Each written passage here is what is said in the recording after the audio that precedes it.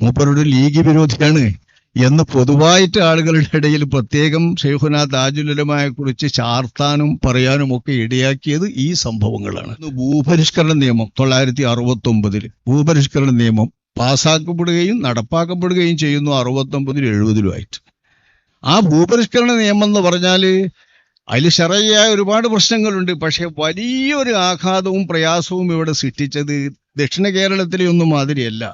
നമ്മുടെ ഈ മലബാർ പ്രദേശത്തെ സംബന്ധിച്ചിടത്തോളം, പ്രത്യേകിച്ച് മലപ്പുറം ജില്ലയെ സംബന്ധിച്ചിടത്തോളം വഖഫ് സ്വത്തുക്കളാൽ ബന്ധിതമായാണ് ദീനീ സ്ഥാപനങ്ങളൊക്കെയും ചലിക്കുന്നത്.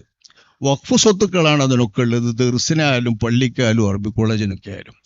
പട്ടിക്കാട് ജാമിയ നൂരിയയുടെയും വണ്ടൂര് ജുമാഅത്ത് പള്ളിയുടെയും ജാമിയ വഹബിയയുടെയും ഒക്കെ, അപ്പോൾ ജാമിയ വഹബി ഉണ്ടായിട്ടുണ്ട് അപ്പോഴേക്ക് 69 66 മുതൽക്ക്. ഇപ്പോൾ വഖഫ് യഥാർത്ഥ ദർസിന്റെ സ്വത്തുകളൊക്കെ ജാമിയ വഹബിയുടെ സ്വത്തായി മാറിയിട്ട് ആ കോളേജുകളടക്കം നമ്മുടെ നാട്ടിലെ പ്രദേശങ്ങളിലുള്ള എല്ലാ പള്ളികളുടെയും മദ്രസകളുടെയും വഖഫ് സ്വത്തുക്കള് കുടിയാന്മാര് ആൾക്കാർ വാങ്ങിങ്ങാണ്ട് പാട്ടത്തിന് നടത്തുന്നവരല്ലേ, ആ ആൾക്കാർക്ക് എഴുതി കൊടുക്കുന്ന കൂട്ടത്തിൽ ഇതൊക്കെ എഴുതി കൊടുക്കാനുള്ള വഖഫ് സ്വത്തുക്കൾ അതിന് ഒഴിവാക്കിയില്ല.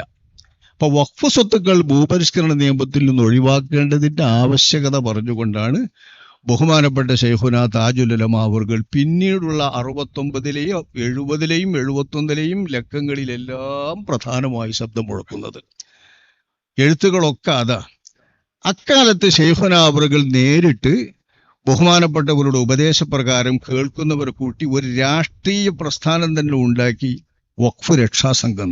രാഷ്ട്രീയമായി പ്രവർത്തിക്കാൻ എന്നുള്ള ആൾക്കാണ് ഞാൻ പറയുന്നത്, തെരഞ്ഞെടുപ്പിൽ മത്സരിക്കാൻ മാത്രമല്ല.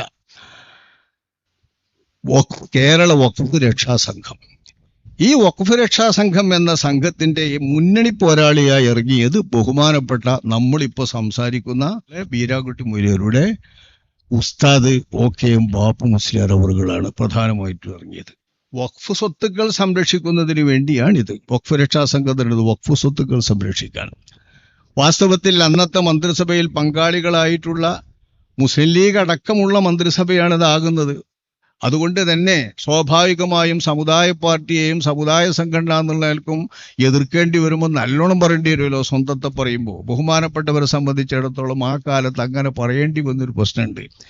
മൂപ്പരുടെ ലീഗ് വിരോധിയാണ് എന്ന് പൊതുവായിട്ട് ആളുകളുടെ ഇടയിൽ പ്രത്യേകം ശൈഖുനാ താജുൽ ഉലമയെ കുറിച്ച് ചാർത്താനും പറയാനും ഒക്കെ ഇടയാക്കിയത് ഈ സംഭവങ്ങളാണ്.